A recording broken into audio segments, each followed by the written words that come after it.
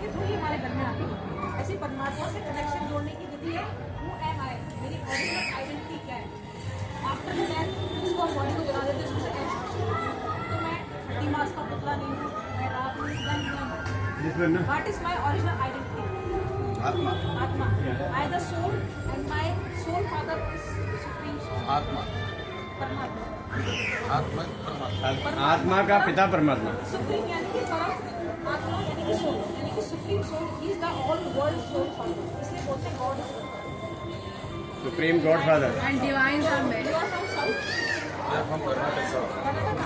So visit my centers, they will teach you the 7 days meditation course. Learn about People are not interested when there is a free.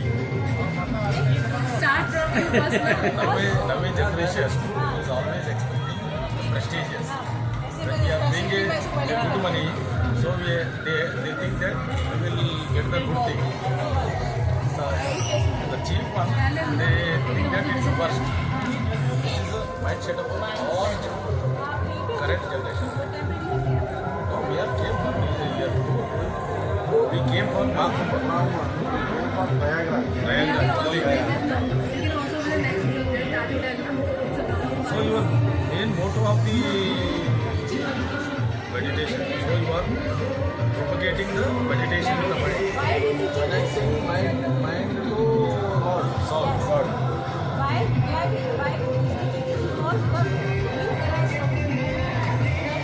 This current year is going to be Kalki Yuga. आगे है ना नक्की कला सोच रहा था. अभी बोलने का Means that after completion of the Sakti Yuga is still is coming. that's why God is saying just and we transfer to the next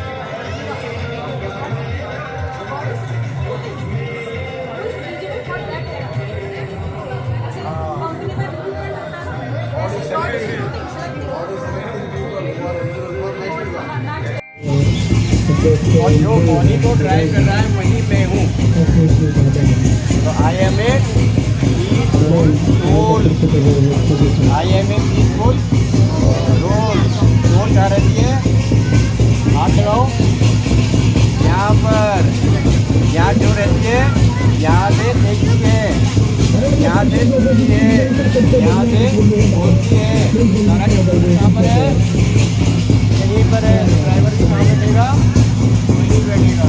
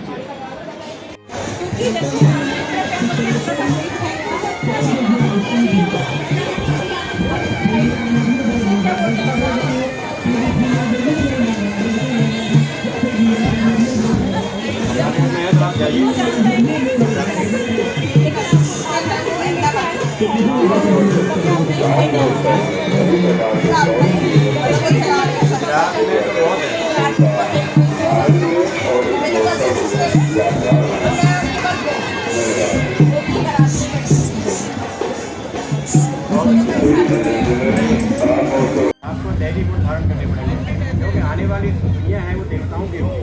तो हम परमात्मा से जो कनेक्टिविटी आपने बताई भाई जी, उस कनेक्टिविटी को कैसे कर सकते हैं? इसके लिए कनेक्टिविटी के लिए उनको हम कहते हैं मेडिटेशन कहते हैं।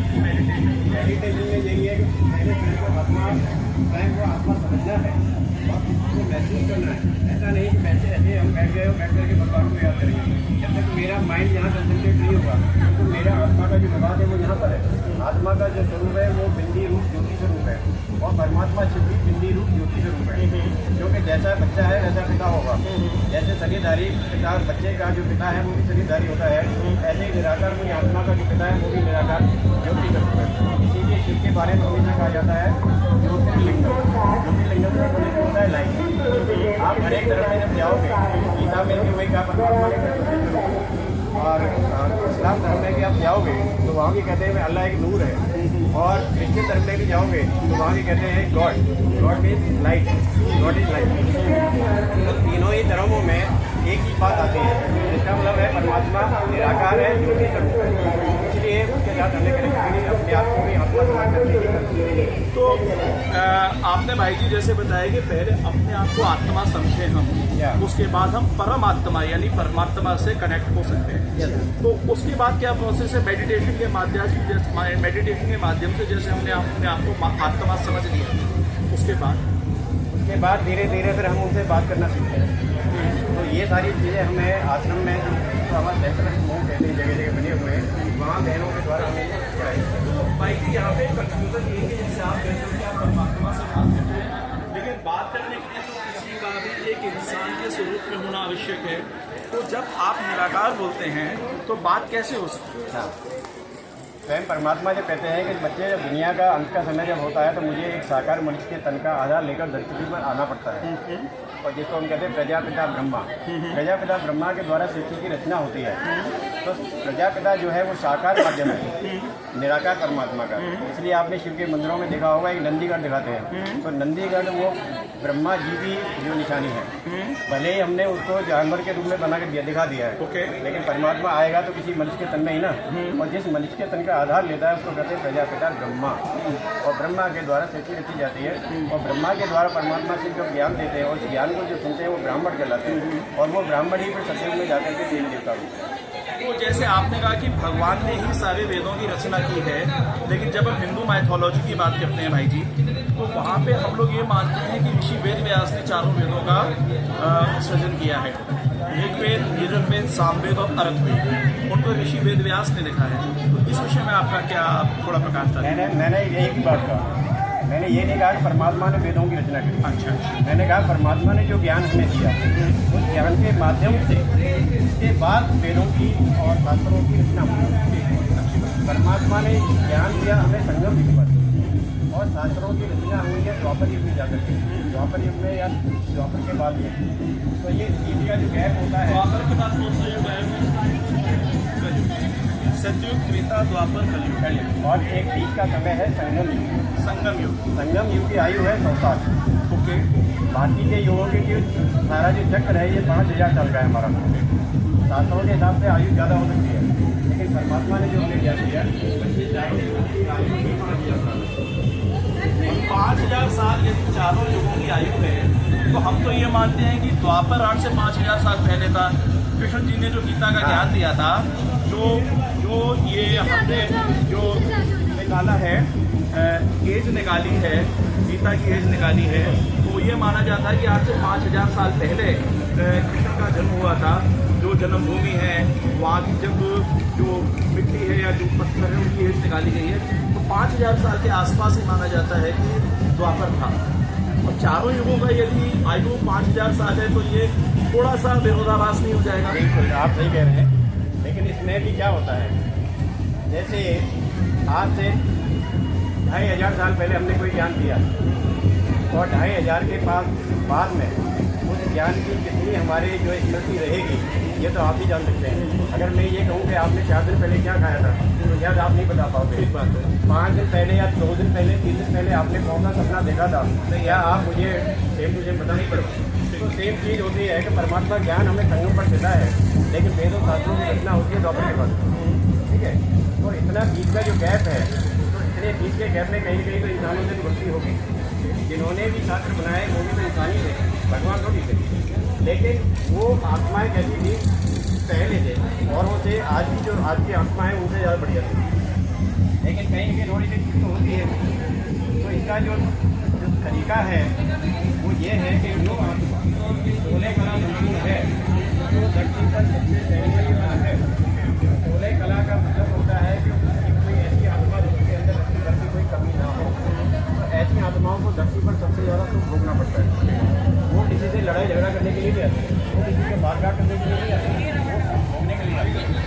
ये श्रीकृष्ण का जन्म सतयुग में है। अगर इसका जन्म